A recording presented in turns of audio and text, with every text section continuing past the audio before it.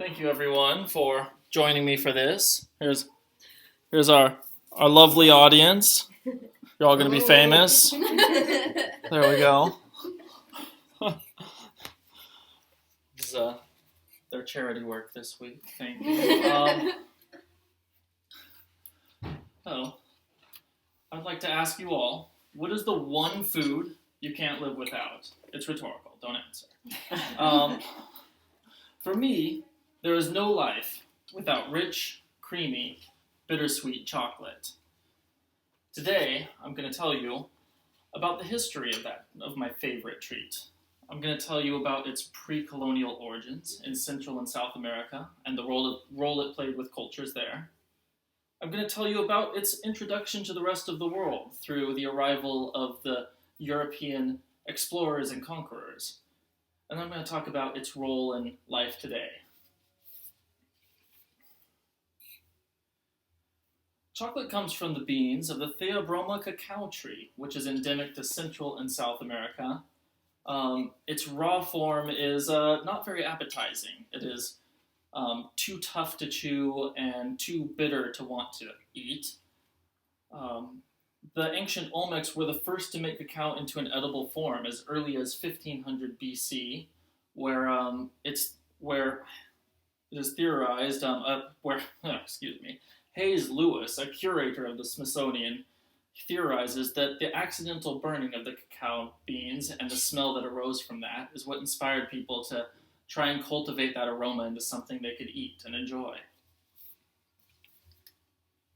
Later, in 200 AD, when the Mayans were the dominant civilization of the cacao regions of Central America, cacao was considered a spiritual cornerstone of their civilization.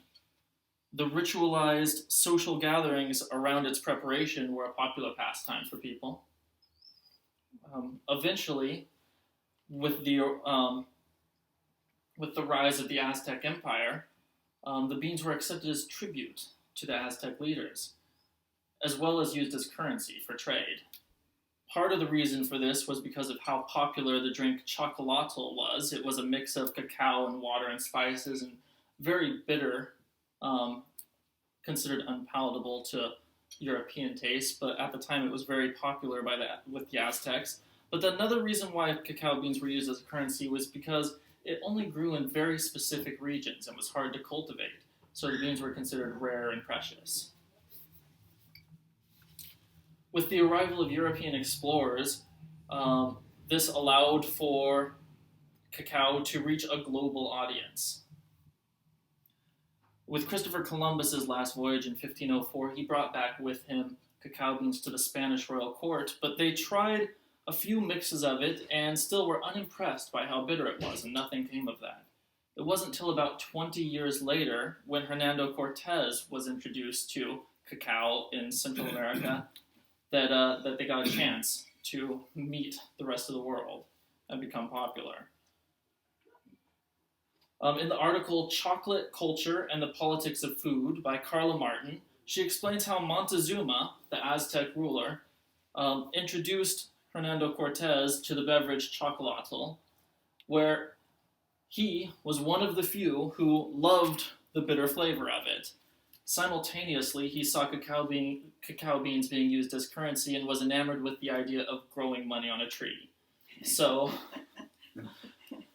after returning from a successful voyage to the Spanish royal court and the king once again being unimpressed with cacao beans, he set it upon himself to start the first cacao plantation.